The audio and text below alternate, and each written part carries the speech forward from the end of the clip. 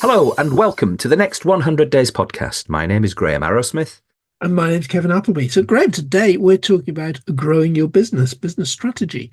And a man who's written a book called Strategy Sprint is our guest. Oh yeah, I honestly can't wait until we get into the detail on all of this. And it's Simon Severino, and Simon's got a fantastic following.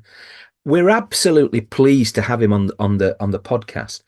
He's going to share so many secrets of how you can actually grow your business. But Simon, welcome to the next 100 Days podcast. Hey, Graham. Hey, Kevin. Thanks for having me. Now, what we know about you is that you're currently in Vienna, Austria. Now, tell us a little bit about your background. Are you actually Austrian by birth? I'm an Italian who lives in Austria and works with 3 continents per day from home.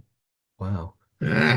So if you're an Italian, then you must be mad keen on football. So what team do you follow? Italy. Well, just Italy. I don't have a TV. I don't even know how it's doing. But we play a lot. I have 3 kids. We play a lot of football, and whenever we see a blue shirt, we get emotional. I blue, gli azzurri. But I don't even know how it's doing. No, I don't care. To be honest with you, neither do I. But they're usually pretty good at defending, and I think the last cup that we were involved in, they were pretty. Yeah. They yanked one of our players down by the shirt, which not. But that's Italians, they're just good at doing their stuff. Yes, so absolutely. Yeah. But you obviously you're very good at doing your stuff. I mean, you have this business called Strategy Sprints. What should people know about it? At Strategy Sprints, we do only one thing. That's doubling revenue in 90 days. And we have found out over 22 years of practice that there are 3 main acupuncture points to do that. Wow. And if we can increase those 3 things by 25% each, that creates plus 99% revenue, which is de facto doubling revenue. And that's a very good start to inject cash flow so that you relax a little bit as a business. You fortify the pipeline, which brings in some pipeline certainty. And from there, you have more room to both explore new opportunities, but also to increase profitability, which is in the end what you want. But the hard part for our people is really, how do I fill pipeline in a world that's changing, and how do I close the right people at the right win rate? So we have specialized around this because, we innovate with our clients. Whatever they ask us to do, we do with them. And that becomes the new knowledge module, the new tool, the new template for the next client. So over 22 years, they have asked mainly around pipeline certainty. How do I fill pipeline? How do I close? In a world that's changing, where you can't just do whatever was working 10 years ago. So you have to find a different path. And that's what we do now, sales coaching. That's a very impressive claim, though, Simon. Double your sales in 90 days. Graham, do you remember a while ago we had another author of a book on a similar sort of subject? Cadence was the book. And he talked about 7 different levers and moving each of them 10% to get a similar level of growth. I suppose it's whether you're a really good acupuncturist or a moderately good one. I mean, if it takes him another sort of 4 goes, then it's not quite as good as Simon here. But basically, Simon's got 3 pressure points that if you get right and get that 25% lift from that element of the strategy, then you get to your goal a heck of a lot quicker. Actually, we're going to have to put the name of the person in. We can't just say his book was Cadence, but I think he was Australian as well, wasn't he? So basically, we'll narrow it down to Melbourne because everybody's from Melbourne. But the point is, Simon, these 3 pressure points, can we, I mean, you can reveal all 3 because people's going to be really interested in that. But if you took one of them, why can you get a 25% lift on or how does that manifest into a 25% lift by putting the pressure on that particular point? So let's start with the first one, because a strategy sprint cycle is 90 days. Okay.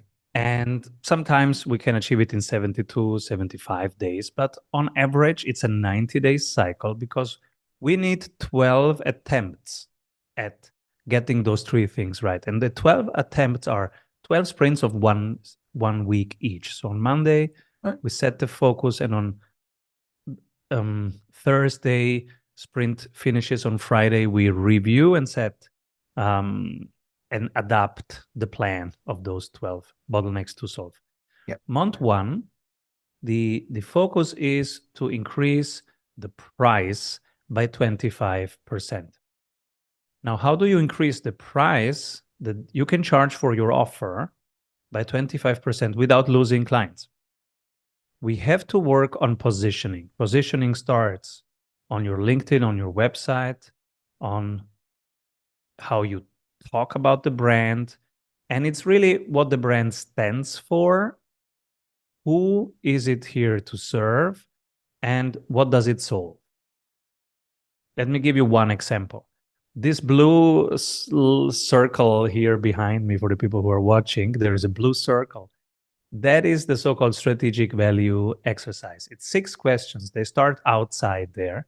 Right. And then when you answer them, you land in the middle, like a labyrinth. You always land in the middle. Yeah. And in the middle, you have now your answer to who are you here to serve, what's coming for them, and how will you make them ready for what's coming for them. Right. Very simple exercise, but it makes it impossible for you now to focus around features and technical stuff that nobody cares about. And it helps you focus around what's coming for them and how will you help them be ready for what's coming. So now you are nearer to your strategic value, to the strategic value that you bring.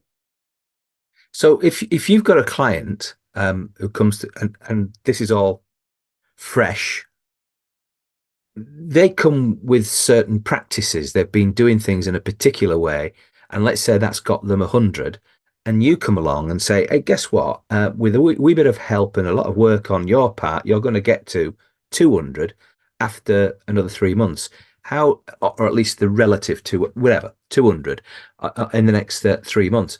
Mm-hmm. There's obviously a shock value, but you must be standing down some of the things that they're doing now for them to concentrate, because there's only so many hours in a day, for them to concentrate on the really important things. And this is what you were talking about, this sort of the clarity of their value proposition. Is that pretty much what you're getting at for that first thing? Yeah, so day one of the sprint is mapping out what they're currently doing and finding what works. We will amplify what works, right? And they will pause what doesn't work for those 3 months, right? With the option of restarting it after 3 months. What usually happens is they don't restart it because what is currently working, by optimizing that, the effect will be already there. And why should they start something that is not working if they have now something that is working, but at scale? So usually they don't restart this. So we map it out. We find a few things that work. For example, they have a good sales call and they have a win rate of 30%. Yeah. Now, we will help them prepare better for that sales call. So what do you do before the call? The pre-call plan. How do you research the buyer? How do you come with already some assumptions about what's coming for them? How do you improve your questions and specifically your talk time? Because we're analyzing all these sales calls. Turns out a talk time of 28% gives you above 70% win rate. And a talk time above 60% gives you a 10% win rate. So there are very simple things we can do to improve win rate by a lot, just by having them write down better questions in their playbook and listening more. So first month, increasing the price with 8 things that we have to do. One of them is the strategic value. We help them prepare better for the call. Now, when they get into the call, they say, hey, this is what's coming for you. This is how I can help. Is this relevant? And now they get the permission to do a little commercial teaching. And if the other side says, oh, wow, they know their stuff, now they can continue exploring, and the other side will open up more. Now they will tell them what's actually going on. My God, my costs are high. I don't even know all the costs. Can you help me find out all the costs? Oh, yeah. Okay, now we're talking. Yes, I can help you reduce your costs. And now you are talking about the vital things, because that is vital to them. You're not talking features. And when you have that relationship, it's open. It's around the relevant things. It's timely, and they feel your expertise. Now you can charge 25% more and not lose that deal, because they're not looking to improve 5% from the contract. What they're looking for is this the right thing for me to do? And is this the right person, the right vendor to do it with? Yeah. So that increases the price that they can charge. Month 2, we increase the win rate by 25%. Again, with 8 things, and one of them is the talk time. And month 3, we improve the sales time. So we increase the frequency by 25% by reducing the time that it takes for them to sell by 25%. Those are the 3 acupuncture points. Because I'm obviously hard of hearing. That's one of the benefits of having a podcast. Because you asked this question again, first of all, that was so good. But just remind us again of those 3 things, because they kind of feature in different months, don't they? So just rehearse that one again. Month 1, we increase the price they can charge by 25% without losing clients. Month 2, we increase their win rate by 25%. So same amount of conversations, but if they were closing 5, now they close 7.5. Yeah. Without changing anything in their business, just how they conduct the conversation itself. And then the third part is increasing the frequency of their sales by shortening the sales time.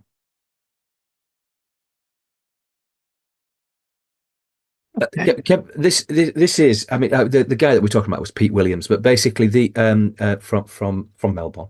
I had the Melbourne right. I just couldn't remember his name, but but Simon Severino, we're going to remember his name forever. Yeah, you've got a particular style of communication here yourself, Simon. One of the things that I mean, Kevin's itching to ask you, how did you come up with this?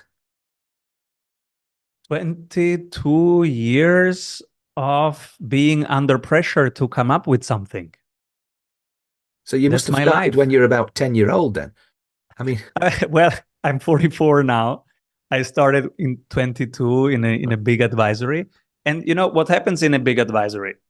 They push you into a boardroom and say, this is the guy who's going to solve all your problems. Bye-bye. They fly back. You are in that Hilton, and you have to swim, sink or swim. Yeah. So I did that. And I was one of these guys. I was absolutely reckless. I said yes to every project. I said, hey, we need to go to New York to get this US market entry strategy done for this pharma client. Who's with us? Everybody. I was like, me. And so I did that. And from New York to Paris, from Paris to Shanghai, I was always saying me. But Simon, you know nothing about automotive. I'm going to learn. I have time. I have 7 hours flight until there. Right? Yeah. But isn't that all you need, really? And we've learned from hosting podcasts is that we know nothing about you half an hour before we start, but now we're experts. All right, fair enough. Maybe you immerse yourself. You do. How did Elon Musk learn from zero? You actually looked at something 30 minutes before we started. It's not nearly 5 minutes before. Well, exactly. I took a little bit longer because I knew this was going to be a really good podcast because Simon's pretty impressive. So, but genuinely, these 3 things, I mean, are they consistently likely to deliver a result? I mean, presumably different people, smaller businesses, maybe bigger businesses, there's all kinds of cultural issues that you know, that hey, it doesn't know, we can't do that here. How do you get over that kind of perhaps initial reluctance for them to start, or do they kind of give in really quickly because, well, without doing that, they're going to waste their time? This is a great question. And it's the same thing on the buyer side than on my side. So how do I learn? By putting myself in a situation where I'm under pressure, time pressure, and expectation pressure, and I have to find a solution. This is how I operate. And the same thing is on the buyer side. If they can go, you know, yeah, let's do, I don't say the name, but let's call a traditional management consultancy. Yeah. They will research for 3 months. Then we will have workshops for 3 months. Then they will give us the research papers for 3 months. Then we will do maybe whatever we wanted to do in the first place, quoting those papers. This is a 12 months project where you can hide a lot and you can continue doing whatever you were doing. We have changed that. We have said, okay, if you are looking for that, continue going for that. But there is also a second option now. There is a 90 days option where we're going to double your sales. So you will change a lot of things. And if you want this, we put the 12 sprints in all calendars and you will pay everything up front. And now you have paid the whole sprint and now the time is ticking, 90, 89, 88. So I'm creating the same situation that I had when I was in Paris and I had to come up with the solution, right? There is a time block. There is one quest, very clear goal. Clarity of goal, clarity of the time box, clarity of the resources. The only thing that's not clear, how will we get there? That's why we have those processes. And that is the situation. 12 times we course correct because we will measure the progress every 7 days. So we will have multiple moments of learning and changing and adapting. This is how we ensure that we're moving forward in the right direction at the right pace. I think that's the main method. The method is time boxed, one clear quest, very clear roles, a process that is trustable because it's proven. Yeah. And everybody has skin in the game. The sprint coach wants this to succeed because their brand reputation is at risk.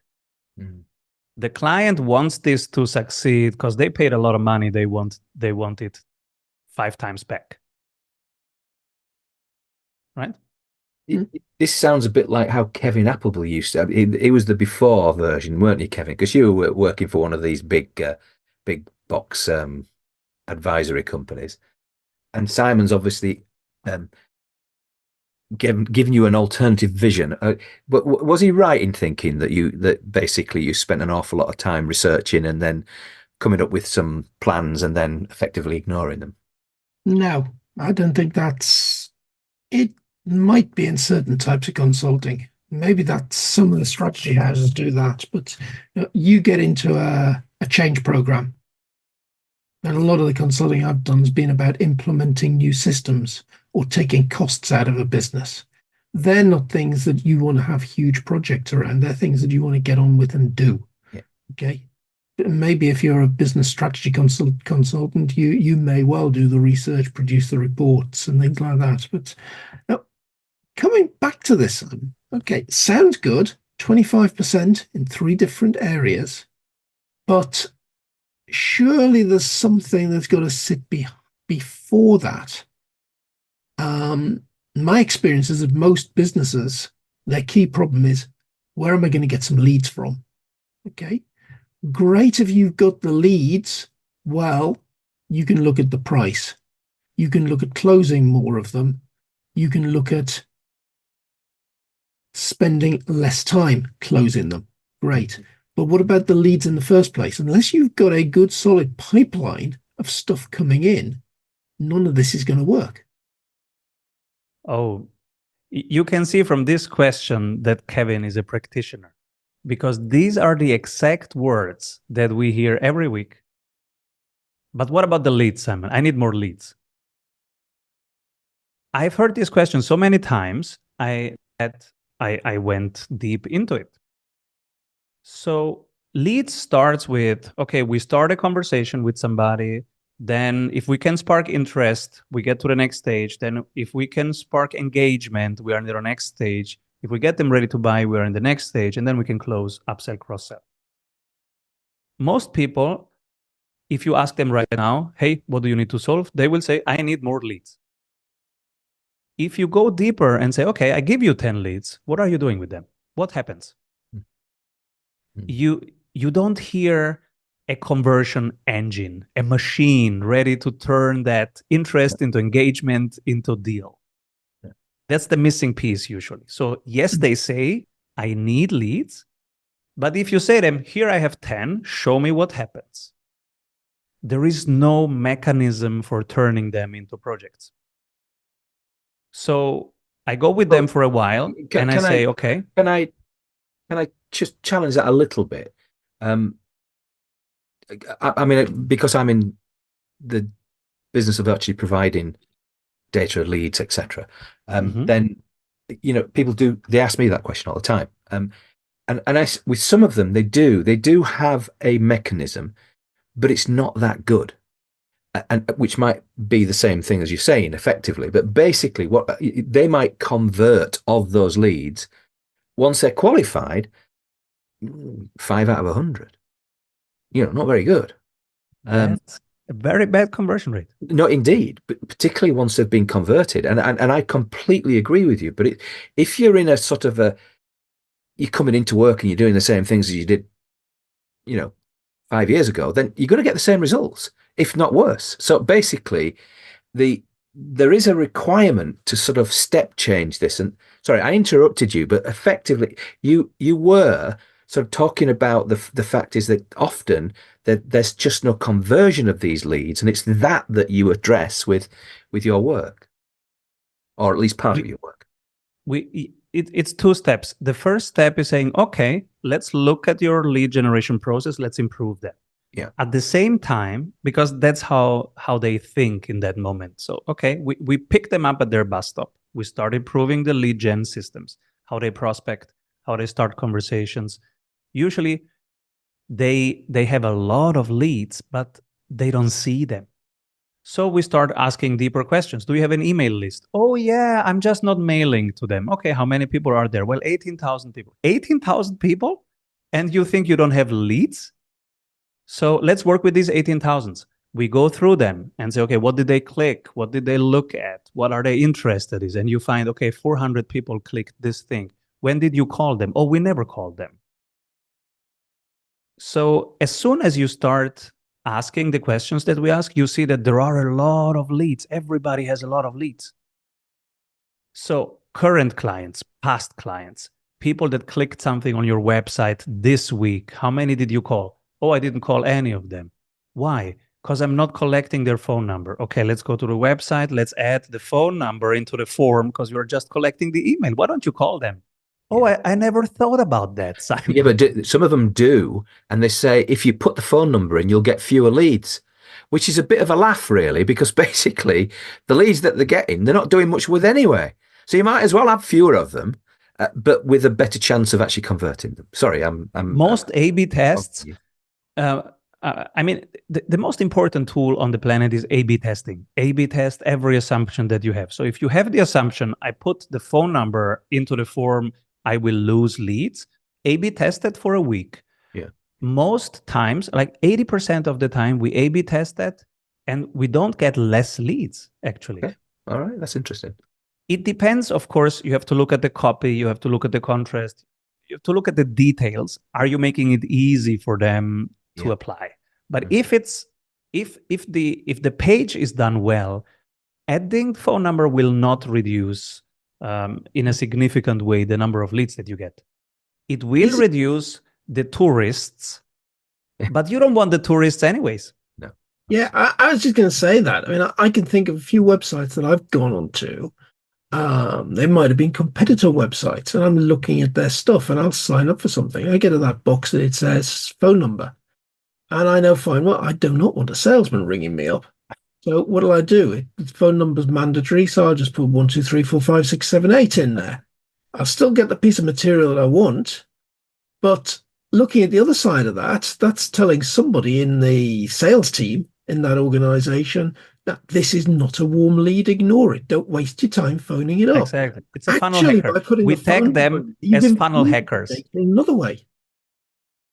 We have 10% funnel hackers because everybody's studying our funnels, obviously, right? We're sales coaches, so people go and study, which is a great exercise to do. Guys, study other people's sales funnel. It's a great exercise. It's better than 10 books because you see what they're doing instead of what they're telling. It's much better to go directly for what they're doing.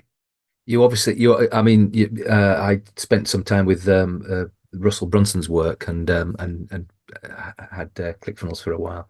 Moved on to other things now, but basically that was one of his main things. Go and hack somebody else's funnel, especially the ones that are working, and even buy the product that because you can only hack the funnel up to a certain level without actually putting some hard money down, and then you can see how they're handling that side of it. But this is not news to you. So, but the can we go into that last of the three things that people need to do? So you've just remind us again. Let's because I'm easily confused. So basically, that first one, the second one, and the third acupuncture point. Increase by 25% the price they get for the same offer. Increase by 25% the win rate on the same amount of conversations. That's why, Kevin, you don't need much more leads for that. We're working with your current leads.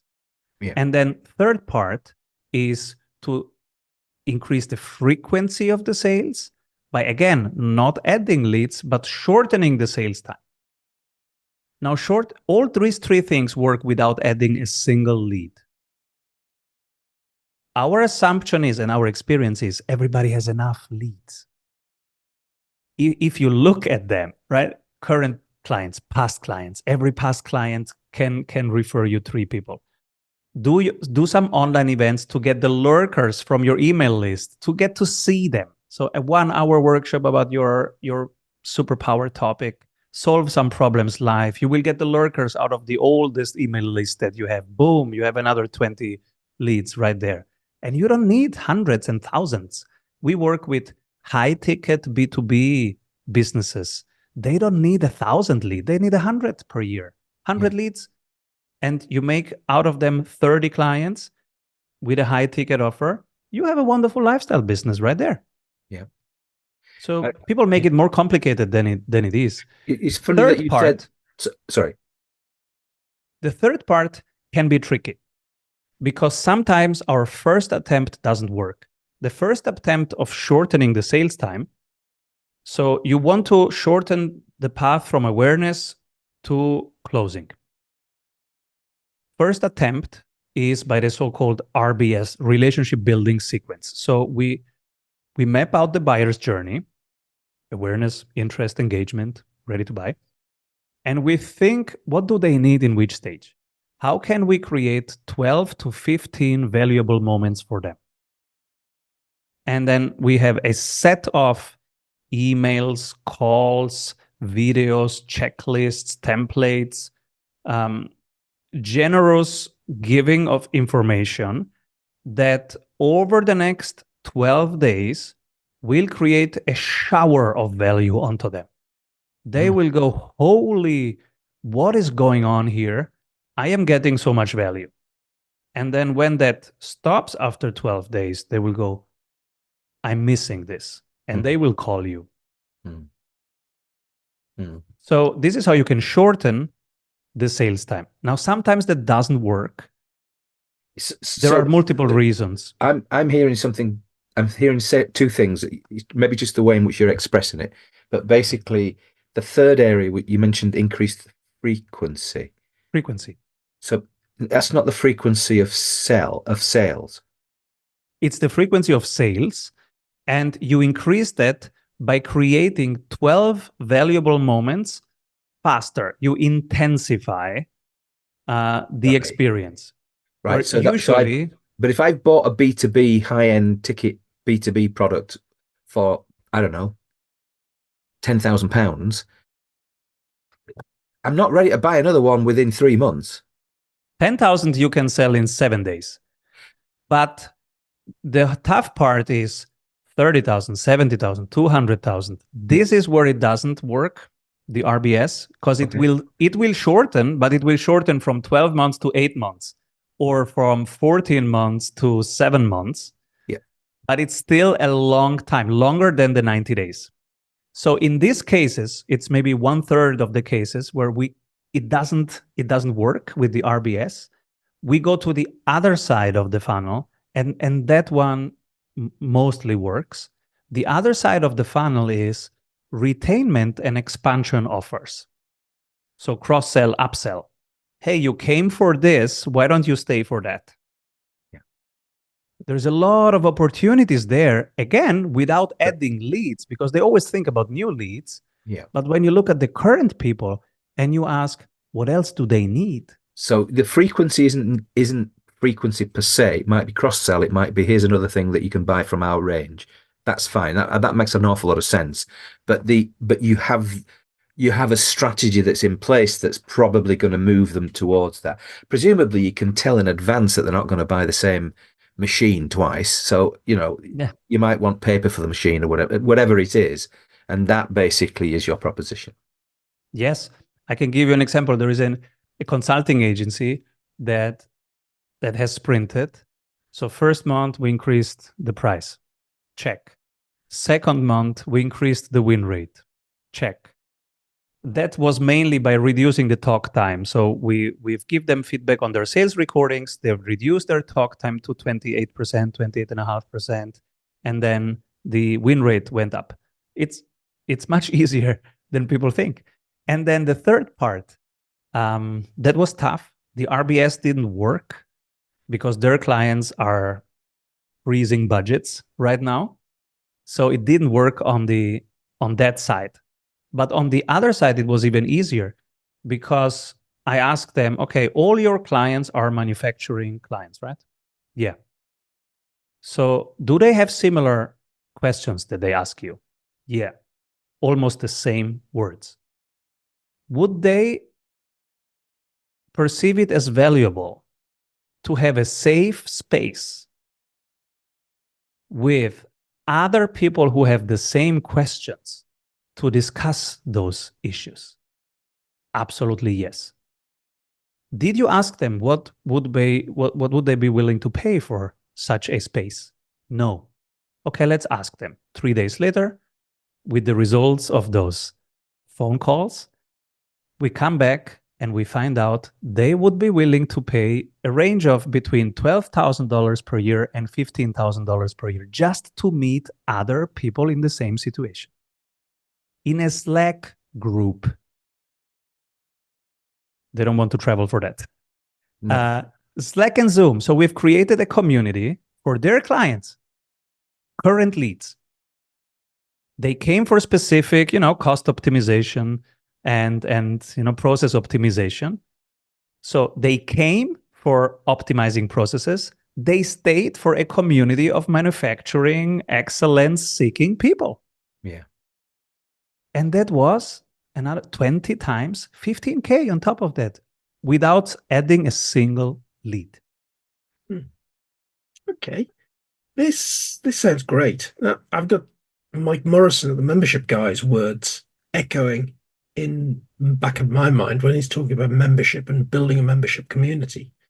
And a constant message of folk come along for the content, they stick around for the community. Yes. And this is taking a slightly different practical application of that. But Simon, one thing that's occurring to me here, that you've increased the price, great. You've increased your win rate. So you've closed a load more deals.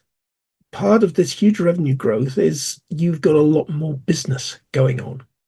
A lot more business, that means a lot more people involved, a lot more stuff going on if this is an agency or a manufacturer. Not automatically.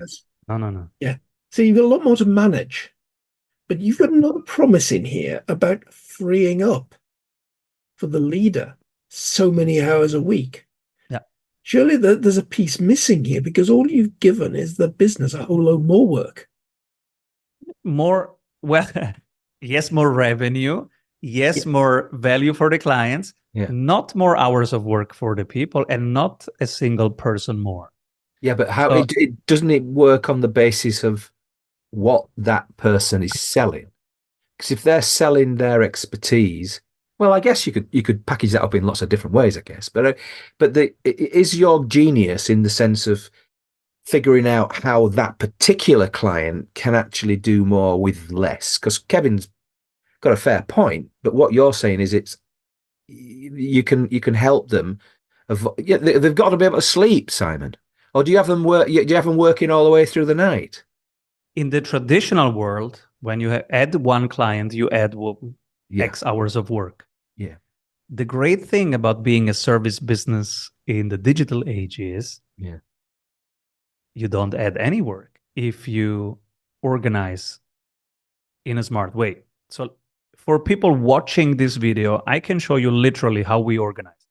Okay. So every sprint client gets their business cookbook written down. How are you guys doing marketing? And we start writing it down.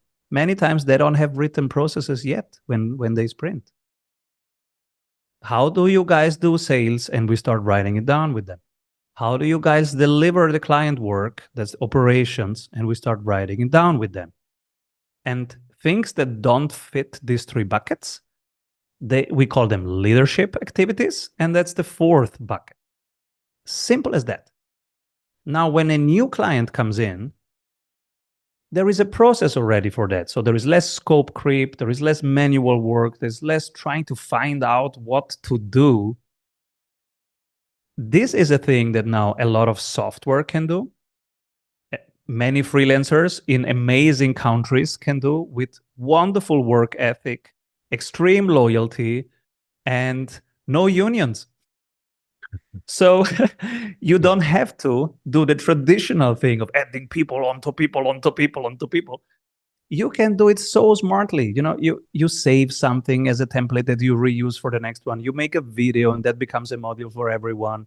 So there are these beautiful ways of organizing in the digital age, and of course we share them too with them. So you're creating, you're almost doubling. Well, no, that's what you're saying. You're on average, you're doubling people's business in a relatively short order. I think when we go back to what Pete I forgot his Williams. surname, Williams said, he said that over time you can't keep doing it. There's a law of diminishing returns that you will get to I mean, don't get me wrong, there'll be some fair growth that most people will be very, very happy with, but over time it'll start slowing off a little bit. Is that the case with you? Yes. So after those 90 days, you cannot just double every 90 days. No, no. This doesn't work. The diminishing return is very quick because you are optimizing something. Now, when it's optimized, it's ready. Now, the next thing to work on is profitability, which means automating, outsourcing the operations and working on operational excellence. This is what comes next after the sprint. And for that, we have a specific group that works for that. It's a group program of 12 months. That is, on processes. But after those 90 days, you have now a more resilient pipeline. You have pipeline certainty. And that was the key thing to solve, because without pipeline certainty, there is so much stress in the system. The motivation of the team is low. You sleep badly if you own the business, and the business owner is the person who calls us usually because they are not sleeping well. So we have solved that problem. Now, when they continue working, those systems keep on giving, and they can now work on operational excellence, just streamlining operations, making them more standardized, more repeatable, less people dependent. And there are many ways to scale people without scaling stuff. For example, franchise, IP lending. There are beautiful ways to do that. Our favorite is franchising. And that's then the next problem. But we have solved the first problem, and you are right. You can't just do 3 sprints and double revenue 3 times. That wouldn't work. No. But the nice thing, if you look at this in its entirety, here's a young 22-year-old. He'll put his hand up to anything, and he'll go around the world and he'll suck it up, and he's really good at doing things really smart and really quickly. The one thing that seems to come across from you, Simon, having just sort of come across you, is you're extraordinarily good at asking the right question. And the reason I see that in you is that I'm working with another genius marketing at the moment, a guy called Flint McLaughlin, and he's done huge numbers of marketing experiments, and his thinking style is amazing, but his questioning is better. He asks really insightful questions. Now he comes from his world as a marketing philosopher. He has particular views about that and so forth, that's his thing. But the questions that you lay in front of your clients, they stop them from doing things that have been retrograde in terms of their business, and almost overnight take them into a different realm.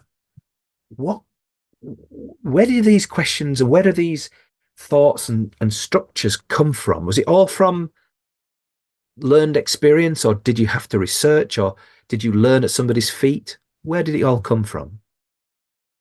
The quality of your questions creates the quality of the results on the other side.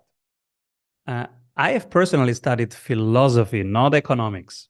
And philosophy looks at truth. And how do you get to truth? By questioning everything.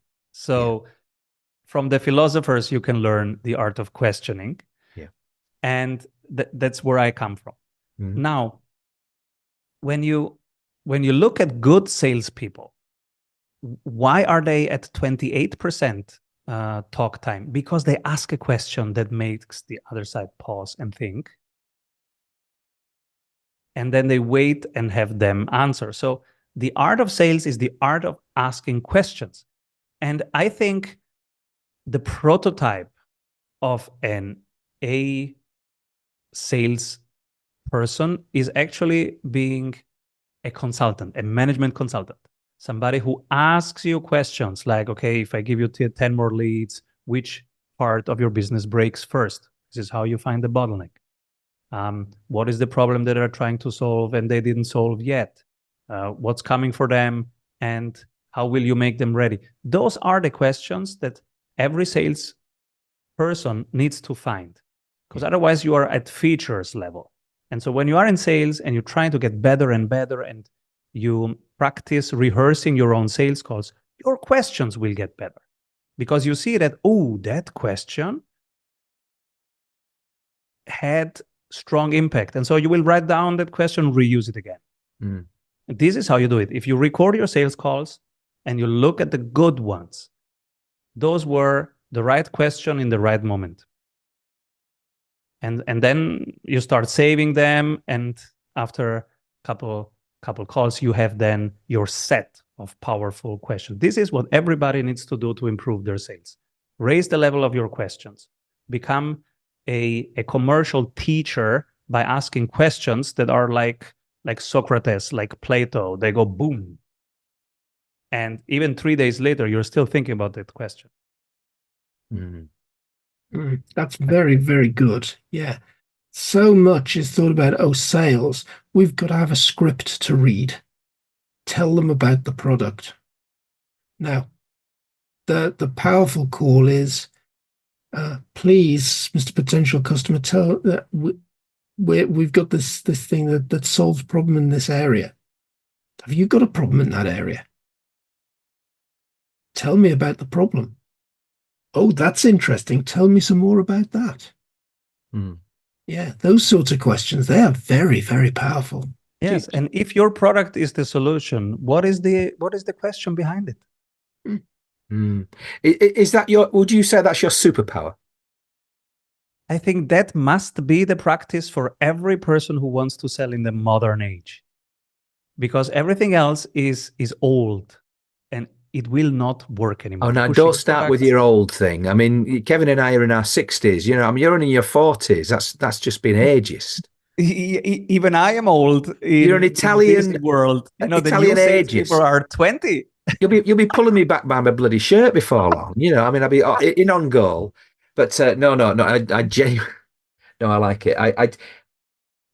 If you have liked Simon so far, you've really got to bolt over to his strategysprints.com website. And he's got a load of stuff there that you can download as well. He's the kind of guy that's in front of massive audiences, and you speak to big audiences. You've got a big following, Simon. Yeah, you know what's fun? When you solve problems. Now other people say, oh, there's something going on here in this restaurant. They're cooking some good stuff. It's smelling. Yeah. And so other people come. And then their friends come. And their friends come. So we have micro communities that became sizable communities. Yeah. And I think this is the modern way of doing marketing. It's creating communities. And how do you create communities? Define very, very powerful questions. Install a space, host a space where it is safe to explore in all honesty and truthfulness these questions. Now you are creating community. Yeah. Community is really important now, isn't it? Because we don't have enough of it. I mean, I just went down to the local DIY store in the village and had a chat with the guy there. And anyway, he sorted something out for us. And then I was coming back to my car, and basically I met somebody who I'd known since I was a kid, and she was in charge of the voting. Because today is a vote. We're recording this on a day when we're all going to vote for local elections, and she was one of these invigilators that came along to do that. But she's in her 90s, and she's known me all her life. And now, the thing is, community. We have community in parts of the world, and I'm certain that you will have it certainly in Italy, but also in Vienna and wherever else you touch down. But for many people, community doesn't really exist if it's not there on your screen. Well, not enough of it anyway. I'm not saying that they're complete hermits, but at the end of the day, isn't it are you just reacting to the fact that people are staring at their screens? Human nature is being in tribes of tribe. And we lost that. Now, the blue zones with the longevity and the centenarians, one element is, yes, movement, and there is some element that is nutrition, but one big element is belonging and community. So in sales, I've had the same experience. Some people hate sales and struggle with sales because it's a very lonely activity. I sit here, I'm calling strangers, I'm getting rejected, and I am responsible for the results. It's all I. Super lonely, absolutely not our nature. Mm-hmm. We've experimented with running quests. So we limit them to 60 days. We do them, for example, one of our clients has 25 salespeople responsible for 13 regions, 13 countries. And everybody's doing their solo job. Now we said, what about doing a 60 days quest with a leaderboard, with, animation? It feels like a sports event, and we are teams of teams. And who's going to win? But it's, whoever wins, we are all in this together, right? The energy in that room was incredible. And now we're doing 60 days quests, everything, the 60 days prospecting quest, the 60 days closing quest, the 60 days increase your win rate quest, because it becomes collective. And that element is deep human nature. I was flabbergasted. I went to the AI and I asked, what is going on here? Why is the energy in that project so much higher than in that project? And the AI told me, Simon, humans are wired to hunt in tribes. That's why it works so much better. You have tapped into collective selling. So that's a very important element that we will build out over the next years, because it's a deep need. that we have. I just find you personally very, very fascinating. I think you have a delivery style which is unusual. Um, you know, you have so much knowledge for such a young kid. You're barely out of your teens. But the point is, it's no, you're not all right. You're 44. You got three kids, so you're doing quite well. But the other thing is, you're making a massive impact on other people's lives. That must make you really proud. That is why I do what I do, because I get energy back when people, have a better life, are better parents when they get home, and they are more fun to be around. That is what I get. It's not the monetary thing. It's really feeling that energy coming back. Kevin, do you have any last questions for Simon? Because Well, I better not at this point, Graham, because in the when we've got to talk to Simon for 40 minutes and we oh suddenly yeah, start in a thing, this gem about tribes and community. Now, there's a whole other podcast if I oh start yeah, asking questions on no, that. I think no, that's you're right. No, you're an right. absolutely fascinating area, and that really piqued my grey matter because I'm thinking of the business I'm involved in. Grow CFO is all about community. I'm thinking about coaching client of mine, Justin Noble, who's been on the podcast in very much a hobby space. How's he doing so well with his business? Those people in that hobby space, he's created a Mhm. social media community for them. There's so much in that bit. So uh, I can sense a whole extra podcast starting here. So All right. I shall refrain Let's from do it. asking the No, question. no, but Simon, we've got to send you on your way. But I have to say, you've been an absolutely fascinating, brilliant guest on the Next 100 Days podcast. Thank you.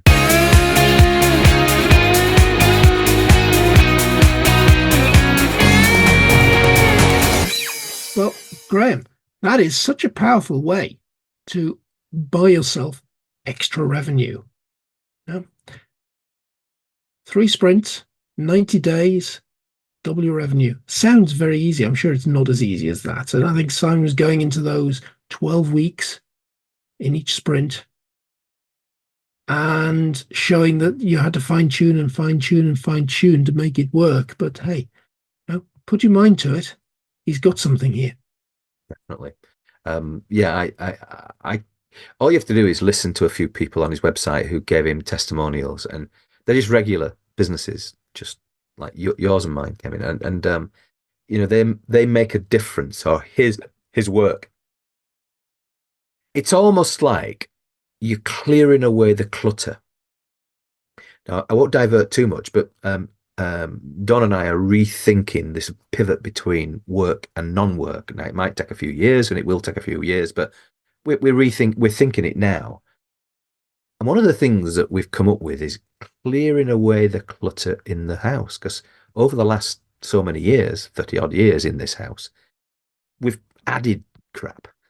And Tell me about it. you know, and one of the most refreshing things you can do is get shut of it, get rid of it. And I think in a way, this is what Simon does with strategy sprints, that you you're doing things and probably too many things, and he gets you to concentrate, and then he gets you to focus on these three acupuncture points. And a bit like Pete Williams with his cadence book and all the rest of that. And he was equally fascinating. But there's no doubt that it's one of those things that as a business you should be thinking about, because if you can improve that, hike up your price, improve your win rate, and then sort of look for either frequency of sale or cross sells, etc., to get that 25% growth. Boy, Kevin, you're going to put your business on a different plane. Oh, you are, without a doubt. Without a doubt. But I think that was a great message. But that underlying message that came through about creating community was the real takeaway for me. Well, I've got to say the work that I'm doing with Flint, in terms of the work we're doing with the guild there, and one of our guests is that we've had recently is Elle Wilson, and she's part of the same group, and there's bunch of other people who might be coming onto the show who are all part of this guild, and it is about creating a marketing from a philosophical point of view, and from you mentioned Socrates and various other things like that. It's not my strength, but I'm learning quickly. So, Kevin, it's been an absolutely fantastic podcast. This time with Simon Severino, and well, today I've been Graham Arrowsmith. I've been Kevin Appleby. Goodbye. Goodbye.